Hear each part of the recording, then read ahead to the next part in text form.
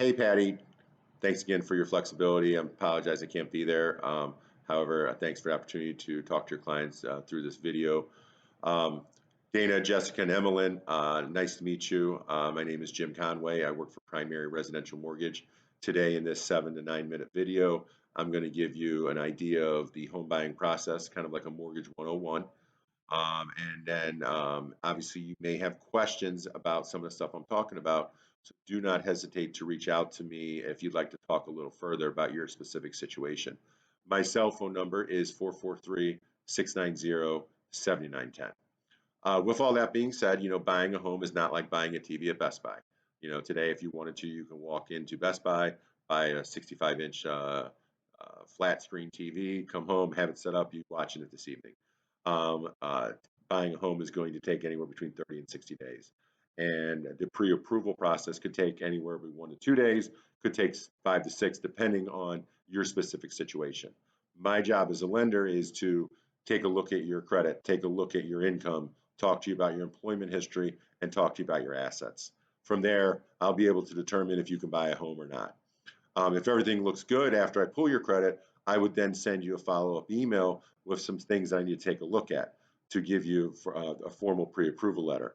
That would include W-2s, some paychecks, some bank statements, sometimes your tax returns if you're a self-employed borrower, and sometimes some other forms too, just based off of your certain scenario. Today, I want to use a $200,000 example for a purchase price to kind of give you an idea of the costs that are involved with buying a home. There are your down payment costs and there's closing costs. So there's two sets of costs basically.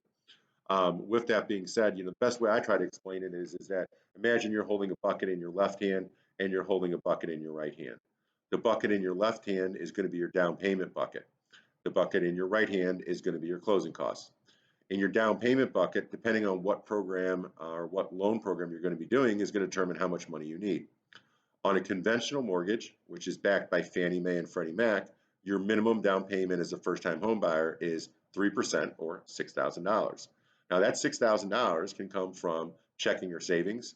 It can come from retirement funds you borrow against, any type of grant or loan programs the state of Maryland offers, and any any gift funds that you may be able to receive from an immediate family member. Gift funds cannot come from like your fourth cousin in Iowa. Gift funds cannot come from a friend. It has to have some sort of immediate family, a direct source of a family member. Aunt, uncle, mom, dad, brother, sister, stepbrother, stepsister, stepmom, stepdad, things of that nature, grandparents, etc.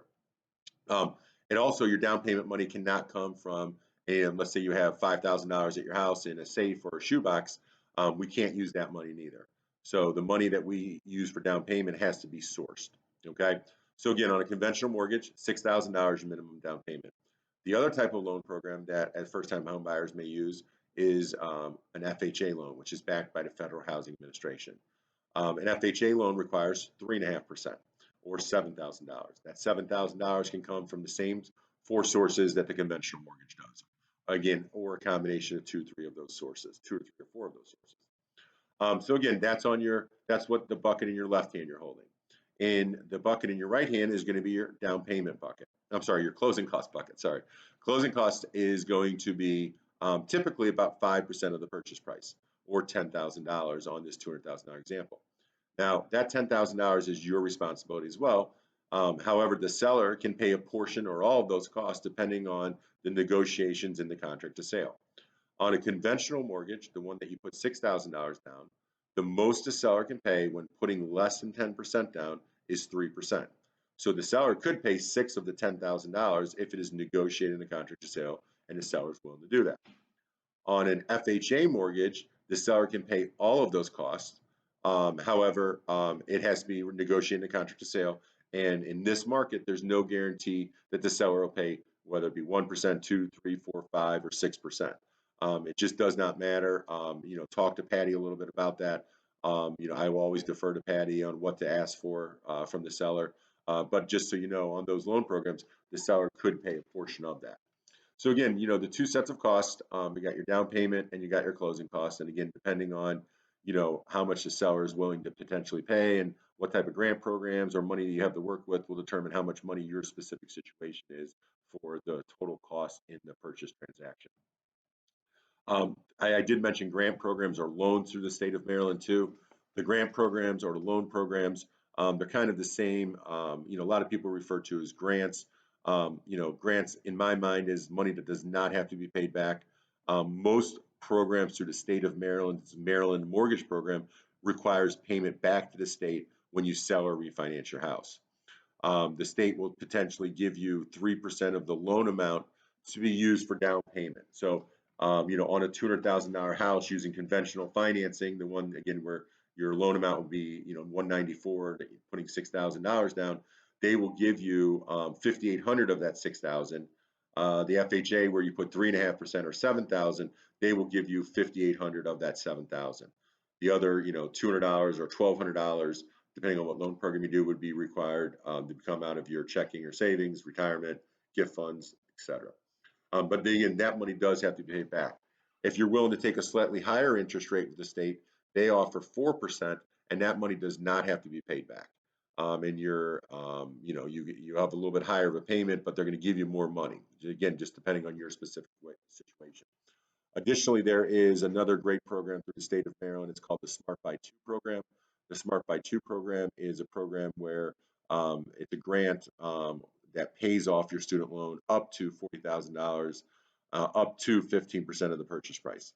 There are a couple overlays. You need to have a 720 credit score or greater. You are required to put 5% down. Again, on $200,000, that would be $10,000. However, the state will give you 5,000 of that 10,000 for your down payment. So you only need 5,000. As long as all of your student loan is paid off in that 15% or $40,000 they're willing to give you, then it does not have to be paid back as long as you stay in that house for 5 years. So again, if you guys have student loans and you have good credit, it's definitely a good program we would like to explore and talk about. Right now, it is good through July 1st of this year. It's Governor Hogan's baby. He's the one who implemented this program. We're not heard anything different than come July 1st, it's going to be renewed again through June 30th of next year as well. So again, a lot to go over, guys. This kind of gives you a quick snapshot of the process. Again, just to summarize, credit, income, employment, and assets, it's going to determine what you can do and how much purchasing power you have. Credit score is going to impact more than likely or direct you to what loan program you're going to be using. Then at that point, kind of gear up to, talk to when you're walking out and looking at homes with Patty.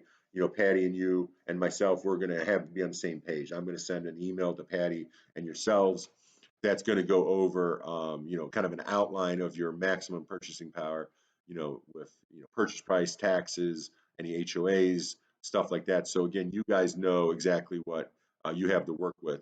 You don't want to be, if you're on a $200,000 budget, you don't want to be looking at a house for $250,000.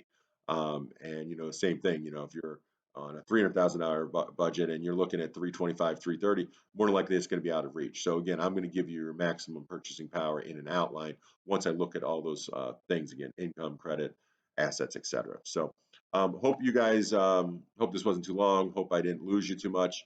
But if you'd like to take the next step and talk to me directly, please feel free to give me a call. Again, my cell is 443-690-7910. Lastly, I did give Patty a couple articles that I'd like you to take a look at, taken directly out of Forbes magazine. One is called The Perfect Loan File. The other one is Can You Outsmart Your Mortgage Lender? It's going to kind of go over do's and do nots when you buy a house and kind of what to expect and why I asked the questions I asked. Again, thank you very much for your time. Look forward to talking to you in the near future. Thanks again, Patty. I appreciate the opportunity. Take care.